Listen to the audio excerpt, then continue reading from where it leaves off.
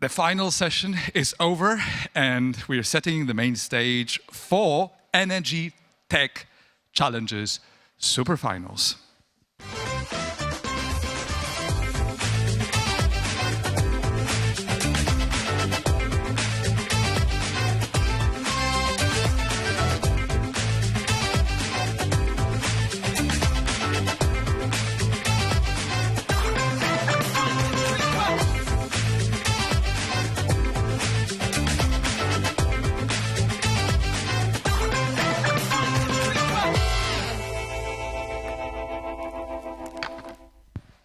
Ladies and gentlemen, Energy Tech Challenges is the leading industry startup competition identifying the world's top climate tech innovators. This year, we have received over 400 applications, a staggering figure, you will admit, but only 50 startups have made it to the top to compete for the attention of key global investors. Yesterday, the finalists pitched their companies live before our jury, and after some tough decision-making, our judges picked 5 game-changing challenges as super finalists. So buckle up for their final pitches, but let's first welcome our fantastic jury members joining us today to help choose the winner of Energy Tech Challenges 2023. Joining us today, Lisa Liu from UVC Partners. We have also Atip Tantivoravong, representing InnoPower. We have Sharif El Sayed Ali from Carbon Re. We have Aziz Rahim from Siemens Energy Ventures, Rasmus Ude from Sunly. We have Luisa Matos from CleanWatts, Jill Lindau from Bloomberg NEF, Christine Marie Kvalo Johansson from Equinor Ventures. We have Anna Kudrnova from BP. We have David Bold from Ørsted Wind Power. We have Claude Sebastian Leborg from Saint-Gobain. We have Andrea Canepa from Net Zero Insights. Matt Neal from Endava. Essa Liebman from Extantia. Sean Dana from Ignite the Spark. Timoteusz Staniszewski from Verdane. We have Kadi Steinberg from Enefit, Thierry Delahaye from Kimot. We have Jesse Teichmann McKinnon from Bennett and Company. Marcus Laubscher from Orbia. Let's welcome our jury members with applause, please.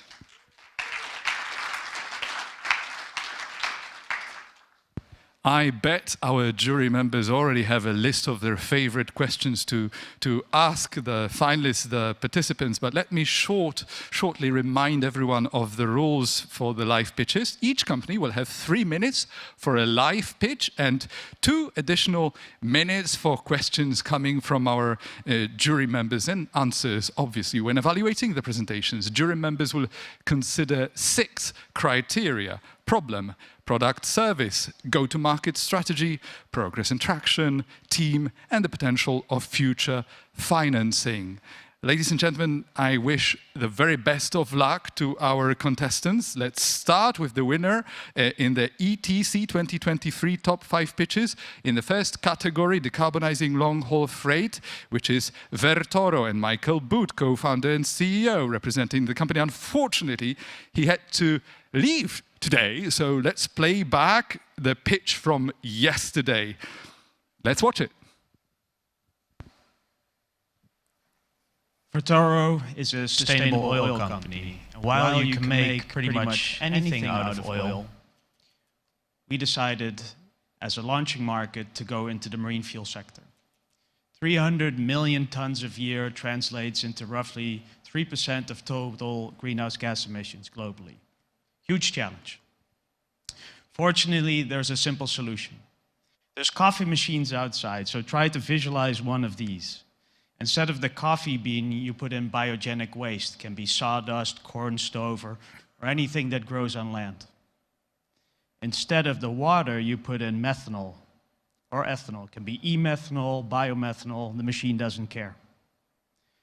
You have to supercharge the thermostat a bit, though. Normally it's 90 C, but we bring it up to about 180 C. What happens then is you solubilize half of relatively cheap biogenic calories in the much more expensive E and biomethanol. We call this lignin-enhanced fuels.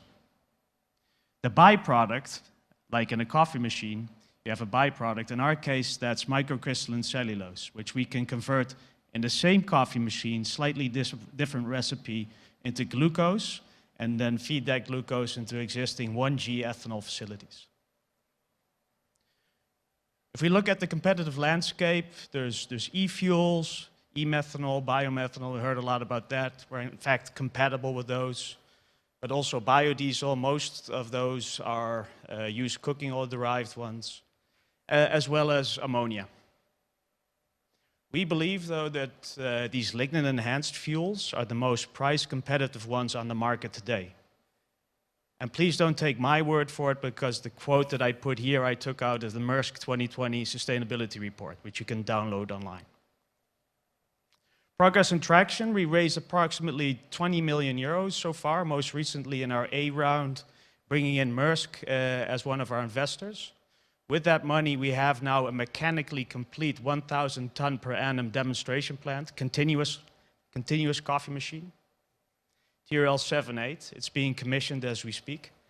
And we're moving towards a B round Q4 this year, Q1 next year. We'd like to close to build a first commercial scale plant, far larger, but also fully automated with heat recycles, etc., in the port of Rotterdam. Looking at our team, the founders have technical backgrounds, so we brought in finance experts as well as the biofuel specialist from Maersk, is now a chief commercial officer, and also our board is also representatives there from our different investors, including also Maersk. And with your help, hopefully, maybe not this round, but a couple rounds after that, we can transform ourselves into a sustainable oil major. Thank you. Thank you. We still have time for questions, so.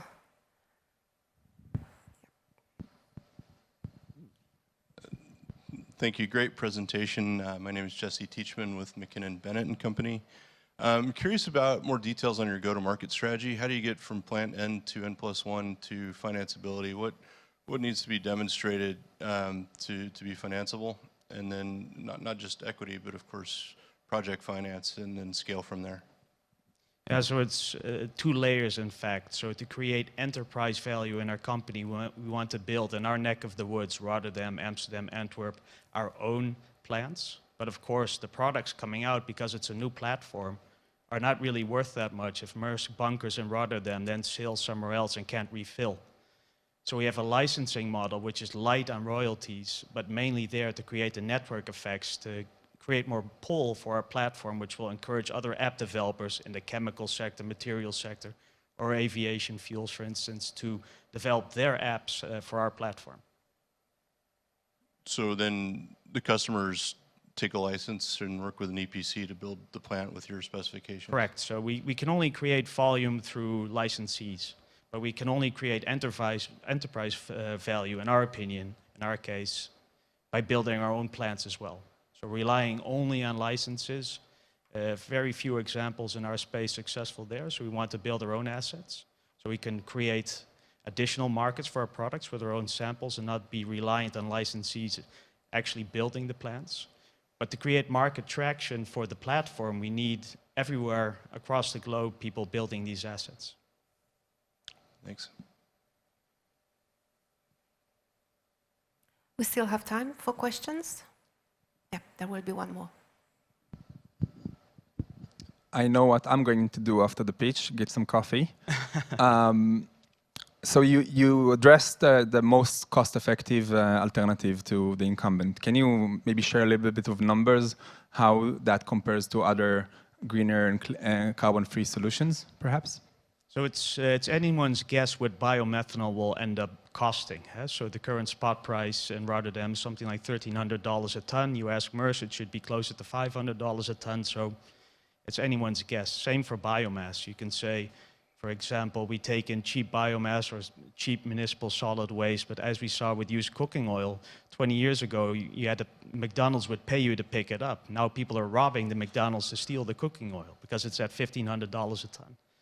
So it's more what we call in Dutch farmer's logic. So whatever the biomass price is, if you have a simple process with high yields, low capex, low opex, you'll win. So we're focusing just on, let's say, a bottom-up approach and not worrying too much about competing fuels. Thank you. Thank you. And ladies and gentlemen, that was the first of 5 contestants today, the very first and the only playback, because the other contestants are here with us. And let me introduce the second category now, decarbonizing construction materials. Please give a round of applause for the winner in this category, Hyperion Robotics head, Fernando Deloy Rios. Join me, sir.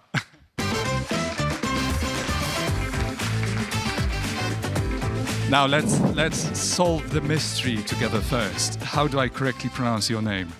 So I'm Fernando de los Rios. Wonderful. Thank you very much. You know the rules of the game. Yeah. And the stage is yours. Let me give you the click. Thank you very much. Okay, once again, my name is Fernando and I'm the CEO of Hyperion Robotics.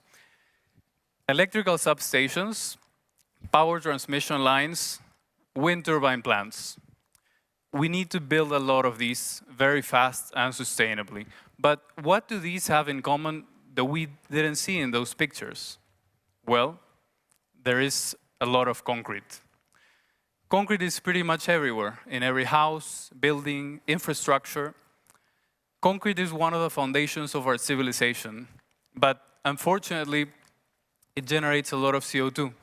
Every year, concrete generates 2.8 billion tons of CO2. And also, concrete construction has barely changed. Labor-intensive, time-consuming, and by 2030, 40% of skilled labor are going to retire. So what we are doing at Hyperion is combining optimized design with 3D printing and low-carbon concrete. We are transforming these huge monolithic blocks, like foundations, into optimized, organically looking shapes that use up to 75% less materials. We can do it in half the time. We can save up to 90% of CO2, and we are market competitive, providing a competitive solution to our clients. And we do this through our 3D printing microfactories, which can be located in an off-site location, or we can bring them to site, having this very optimized and efficient process. Something that is key is code compliance, which is part of our DNA. So we have partnered with different regulatory bodies and certified institutions where we do different kind of testing regimes to make sure that we show that our structures are both strong and durable, complying with the codes around the world. Something which is quite unique is that we can print with both conventional concrete, but also low-carbon concrete, made with materials from different industrial waste streams, from the mining industry, the steel industry, the wood industry. And great evidence is this water tank, which was made with mining tailings, 97% recycled components, 0 cement, and 90% less CO2 compared to traditional structures. And it was printed in only 90 minutes. We have a very strong and passionate team, quite diverse. Out of 20 people, 12 different nationalities, and experience in construction, architecture, 3D printing, business, material science. Today, we produce and sell the elements directly to our clients, perfectly fitting into the existing supply chain. But in the future, we want to partner with big construction companies to expand our technology around the world. We are already working with big clients, for example, in the energy sector, Iberdrola, and we are closing new deals right now with big companies around the world. Just to close, I want to invite you to join us in our journey. Let's decarbonize construction, and let's 3D print a better future together. Thank you. Thank you, Fernando. And the question is, are you ready for questions? Always ready. Let's start.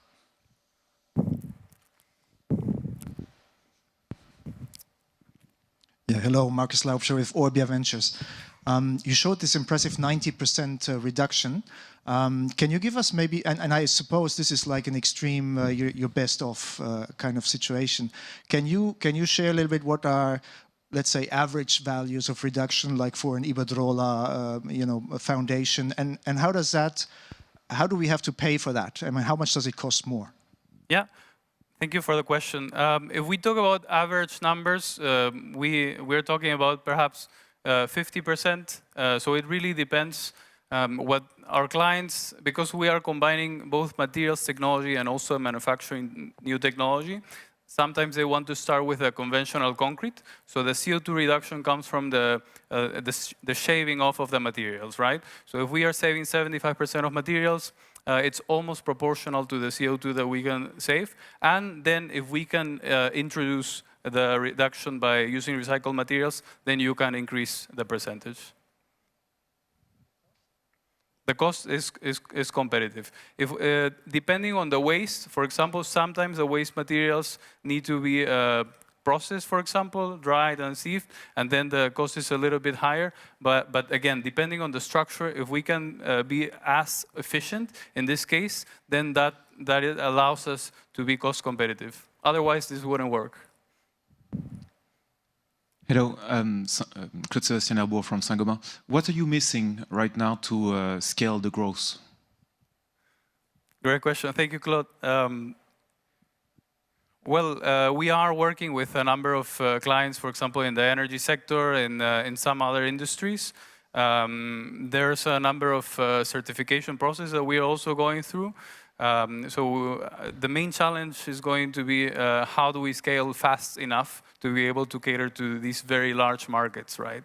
Because right now we have a facility in Finland, we are producing and selling to our clients, but the clients we're working with are so big, so we need help for corporates like yours, for example, to be able to reach, to have those channels, and to be able to cater to them. So scaling up fast and have that impact is going to be the challenge. And time is up, Fernando. Right. Thank you so very much. Applause, please. Fernando de los Rios, Hyperloop Robotics. Ladies and gentlemen, that was decarbonizing construction materials, and we proceed to the third category. And the third category is battery value chain. Let's welcome the winner of battery value chain track, Steffen Schultchen from Entrix. Yeah, applause is always much welcome. Thank you. Looks like we are all set. The stage is yours. Enjoy. Thank you. Good afternoon. I'm going to talk about the flexibility challenge. Why is that?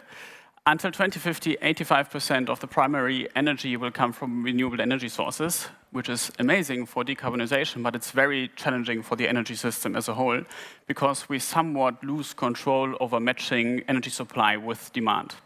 And for this, we need more flexibility in the system, and even more importantly, we have to be able to manage the flexibility in the system as intelligently as possible. And that's what we're doing with Entrix. We have developed an AI-based trading solution for flexible energy assets, and we are starting with batteries, which in itself is a $1.2 trillion market until 2050. AI-based trading solution, what does that mean? Our AI basically helps us to make sure that we can combine the revenue streams that a battery can tap into in the best possible way. Yeah? Batteries, they can charge at low prices, discharge at high prices, that's arbitrage trading, and they can provide stability to the grid for stabilizing the frequency. And what we have to do is to decide what to do at which point of time and to always dynamically optimize that. We integrate right with the hardware, so we dispatch and control the battery. We also control for the battery degradation, making sure that the lifetime of the battery gets increased. And we are also a licensed participant in the energy markets. That means we do the trading ourselves. We can actually do the trading on the European Power Exchange, for example. Next one. Perfect. Who are our customers? Our customers are the asset owners and the project developers, so the people who actually own the assets. And what's important for us is that we are remunerated based on our performance, so we basically take a share from the profits that we are generating for our customers. As said, we try to solve the flexibility challenge, so in the end our goal is to make sure that every megawatt and every megawatt hour that's flying through the system is managed as intelligently as possible. We started out in 2021 in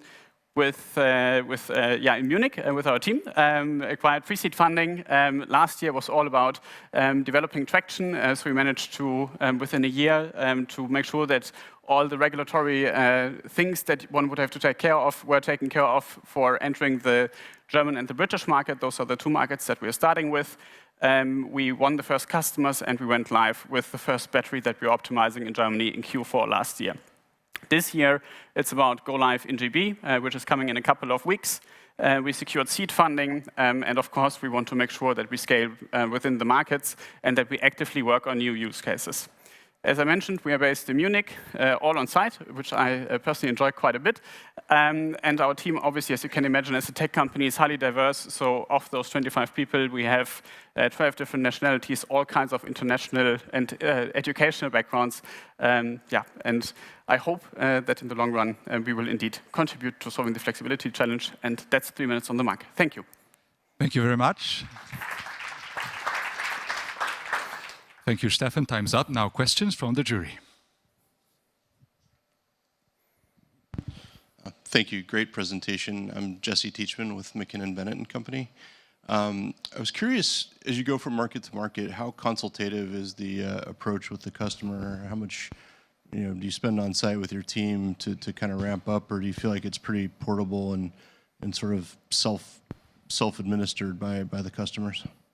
Right now, it's actually a lot of work because the entire market is still in a very early stage, very premature. So quite a lot of the work that we're doing is somewhat educational, explaining to customers how the flexibility trading actually works, how their battery should be laid out from a duration perspective, from a warranty perspective, and so on. I'm pretty sure that further down the road, those settings will become more standardized. And once you've understood it, it's also easier to roll that out across your portfolio. But right now, in the early phase of the markets, we have to discuss that with them very thoroughly and deeply. A minute and a half for more questions. I should have answered longer. Hello, great presentation again. Thank you. Sean Dunning at Spark. I wonder, you're dealing with a lot of information, a lot of assets, sensitive assets. How do you protect with cybersecurity attack or any kind of those kind of issues with the whole platform? Yeah, so obviously our platform is built in a very secure fashion. Unfortunately, I'm the business guy in the team, so I can't give you all the details. But it's we run on latest cloud infrastructure and so on, making sure that it's well protected. And obviously, there are a couple of regulatory requirements that one has to fulfill as well. So, for example, when it comes to the actual physical connection to the battery itself, especially for providing the ancillary services, there are regulations put out by the TSOs, especially by the grid operators, where you have to have CRETIS certified hardware and all these kinds of things. So we comply with those, obviously. So I would say it's pretty secure. 20 seconds. Okay. I'll make it very quick. Great presentation, interesting proposition, saturated market space. Who do you see as your competitors, and what do you see as your main differentiator? Yeah, there are a couple of legacy players, quote unquote, who have done energy trading before, but they were not so much active in the flexibility trading, so shifting energy between different periods of time. Couple of new players emerging right now. I think it's really key to work with that flexibility and also to manage to combine those different revenue streams. That is something that is very new, and for the time being, that will allow us to differentiate further down the road. We have to accompany that with a couple of other things, which I can tell you afterwards because time is up. Time is up, exactly. Thank you very much, and congratulations, Stefan.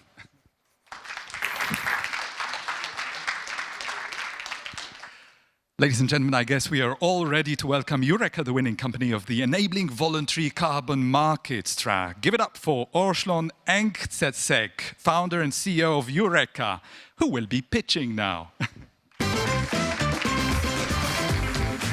Thank you. Hi, everyone. My name is Orslon. I'm the CEO and co-founder of Eureka. So before I get into Eureka, I just want to frame the problem that we all have, why we all came here today. So we need to be able to reduce 15 billion tons of CO2 equivalent per annum by 2030 if we want to stick to 1.5 Celsius. And what does 15 billion anything look like? I don't really know. So that's why, in normal everyday people, terms, we need to be able to plant almost 40 billion trees and take care of them for at least 10 years. We need to be able to install 400,000 solar plants with an installed capacity of 50 megawatts each year for us to be able to reach 15 million ton reductions. And we need to be able to replace 1.5 billion cars with electric cars. So all of these numbers are actually staggering when you look at the challenge of it. But if I were to reframe the problem at the risk of hopefully not oversimplifying things, but as you know, there's 8 billion of us. And when you look at it from this perspective, in terms of 8 billion people, reducing 15 million tons. If we can get every man, woman, and child involved in this endeavor, it becomes a much more practical and manageable challenge. And that's why we believe everyone has a role to play and can play a role in decarbonization. And we think carbon financing could be a great way to do that. So that's why, without further ado, I'd like to introduce the Eureka platform. So it's the climate investing platform for everyone. You'll be able to download the app, go on our website, invest in high-quality carbon credits from projects all over the world, trade them, sell them, buy them. You'll also be able to offset your own footprint. So go and offset the footprint that you've created by attending this event. And you'll be able to earn rewards by having done offsets into these incredible projects from Peru to Nicaragua to India to Mongolia, where I'm from. So we believe we've designed a platform and marketplace made by project developers for high-quality project developers all over the world, by leveraging technologies such as machine learning verification to provide digital MRV solutions, to provide blockchain traceability, and all of that combining into a mobile accessible app. And we've got some great partners that help us along the way, such as the Asia Foundation, Bloomberg, SoftBank, Envision, EBRD. We've just come from Berlin, where our partnership on Formula E with Envision, we won the Berlin race, so we're quite happy with that, with Formula E. So we launched the platform yesterday, and today we're launching our app. As you know, the app was under approval at the Apple App Store, and we sent them an email saying, we're at this event, can you please expedite the process? They very kindly obliged, so we're happy to say that you'll be able to download our app. If there's anyone from Apple here today, thank you very much. So yeah, go on Eureka, download our app, and start your climate investment journey with us. Thank you. Arslan, Thank you. as you can see, I started putting some non-verbal pressure on you because of the time up. 2 minutes for the questions now.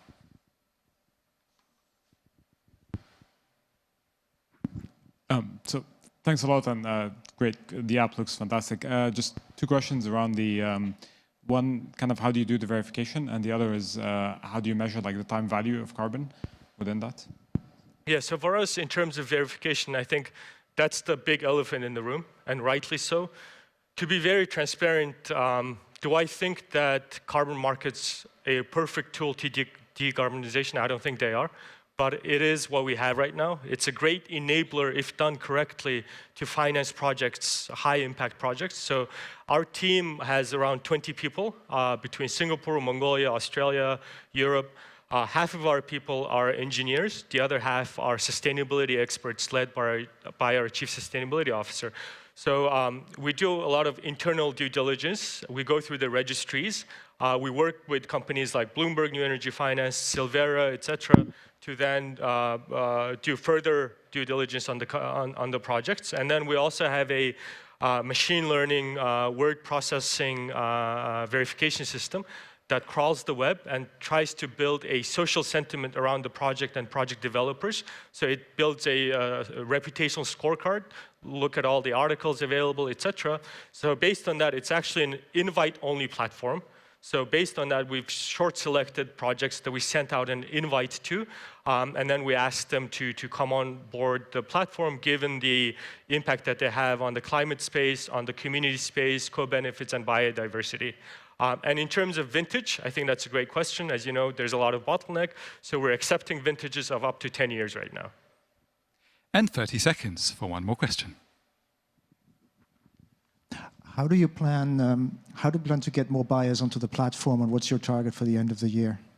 So we want to be able to roll this out to retail consumers, starting with Southeast Asia, and then Japan and India, and then hopefully Europe and Americas. This is a global platform.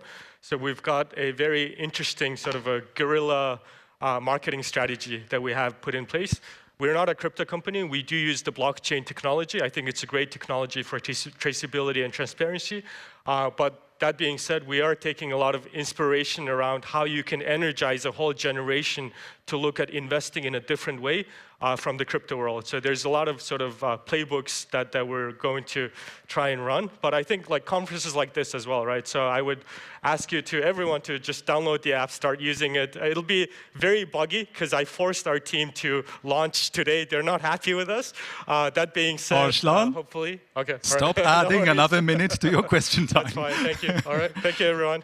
Thank you so very much. Congratulations. You know, part of the job is that you sometimes have to brutally interfere with someone's allocated time. Last category, decarbonizing of X. It's my pleasure to introduce GAFT, Greener Fuel Technology, and Martin Spencer, the winner of the Decarbonizing of X track. Martin, please join me. Let's welcome Martin with applause.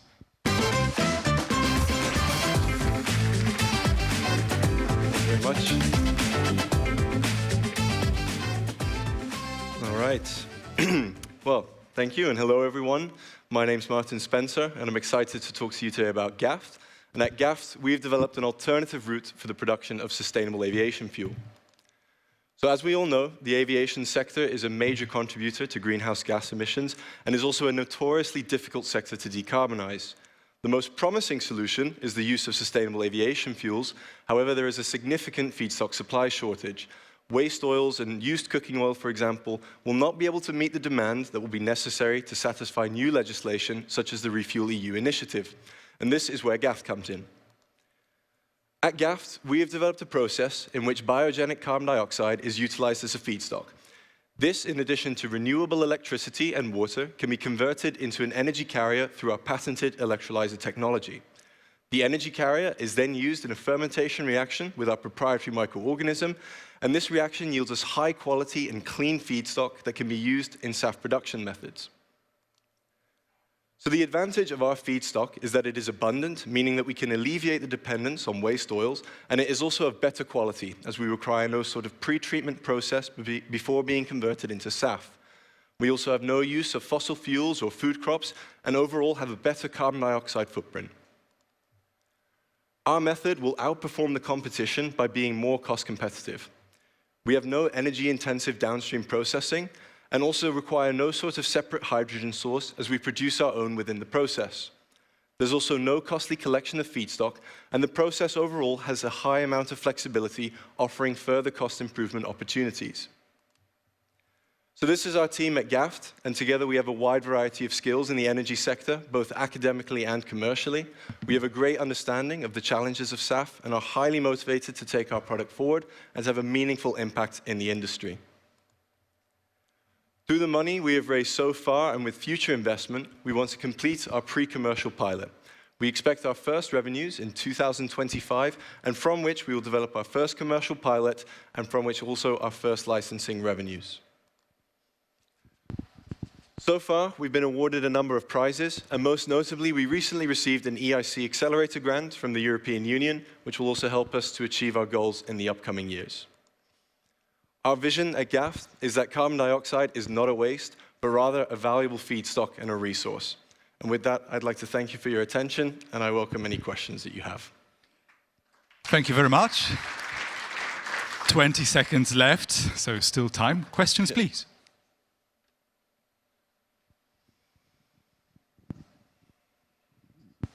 Thank you. A great presentation. And my name is Jesse Teachman with McKinnon Bennett and Company.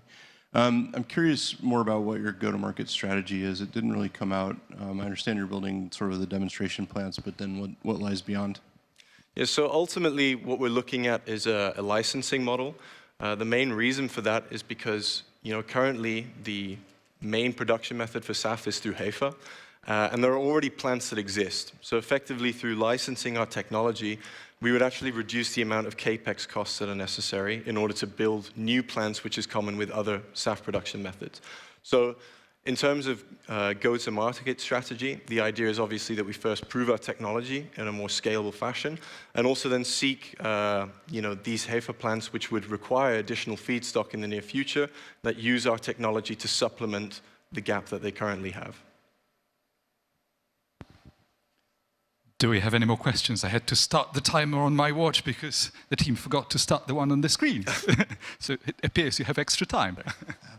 Please, a question on the technology itself. Sure. You mentioned feedstock. as an end product. What still needs to be done to get to SAF out of that, and who is doing that?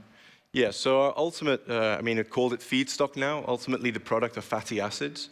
And these are very chemically similar to used cooking oil and waste oils that are used in current HEFA production methods. So effectively, the only step that's left is the HEFA process itself. And that would then yield the final chemicals that are actually jet fuel.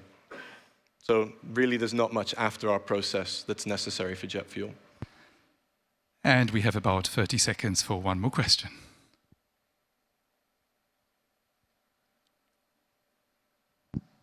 Or does it look like our jury has already exhausted the list of questions? So it turns out. Thank you very much.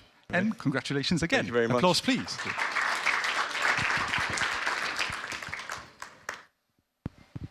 To begin with, I would like to thank the jury for the questions, and believe it or not, but our jury now needs about 5 minutes to talk to one another and compare notes, see what their opinions are. So do come back to us in 5 minutes, a short break for a quick refresh, and let's meet again in 5 minutes. Thank you.